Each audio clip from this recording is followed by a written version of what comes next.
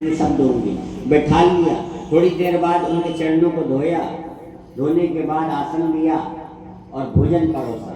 भोजन ग्रहण कर रहे थे महात्मा जी। भोजन ग्रहण करते करते आज उन महात्मा जी ने पूछ लिया, बेटी बुरा ना मानो तो एक बात कहूं। बोले क्या महाराज? बोले जिस समय मैं तुम्हारे घर आया था उस समय तुम्हारे घर में एक छोटा सा बालक था। कहा महात्मा जी था तो बेटी वो दिख नहीं रहा है। आज धरा जोर जोर से रोने लगी। धरा की आंखों में आंसू आ गए। संत भगवान भी व्याकुल हो गए। बेटी तेरे घर में संत आए हो तो रो रही है। तुझे जो दुख है तू आज अपना दुख प्रकट कर दे।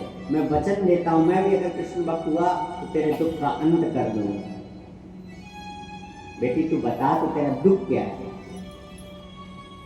कहा महात्मा जी जिस समय आप मेरे घर पे आए थे उस समय मेरे घर में खाने का एक अन्न का दाना नहीं था। तो बेटी तूने ये कहां से लाई? चोरी की, डकैती की, क्या करके लाई? मेरे मन में चिंता हो रही है, तू बता। महात्मा जी मैं कहीं से डकैती और चोरी करके नहीं लाई। फिर बेटी बोलने लगे, धरा बोलने लगी, महात्मा जी मैं हर जगह गई कि मेरे घर में महात्मा आए हैं, मुझे दान दे दो, राशन दे दो, लेकिन किसी ने नहीं दिया। तो बेटी फिर कहां से लाई? बोले अंत में मैं एक सेठ के घर जा करके अपने बच्चे को गिरवी रखाई, और जब मैं अपने बच्चे को गिरवी रखाई उसी से जो धन मिला उससे आपको भोजन करा रही हूँ, राशन दूंगी और दक्षिणा दूंगी। बेटी संत भगवान बोलते हैं, बेटी तूने संत को भोजन कराने के लिए अपने बच्चे को गिरवी रख दिया, इसे मैं तेरा दुर्भाग्य समझूं या मेरा सौभाग्य? लेकिन तू चिंता मत कर, संत जिसके घर का भी खाते हैं उसका कल्याण ही कर देते हैं। चिंता मत कर। अच्छा